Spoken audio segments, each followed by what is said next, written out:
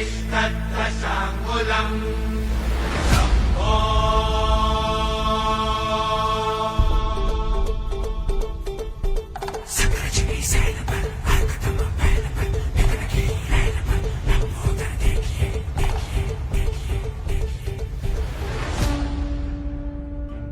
ईश्वर व श्री साईंच्या कृपेने आमच्या बाळाच्या अंगी येऊ दे श्री रामाचे स्थैर्य, श्री कृष्णाची करुणा, श्री हनुमानाचे बळ आणि श्री छत्रपती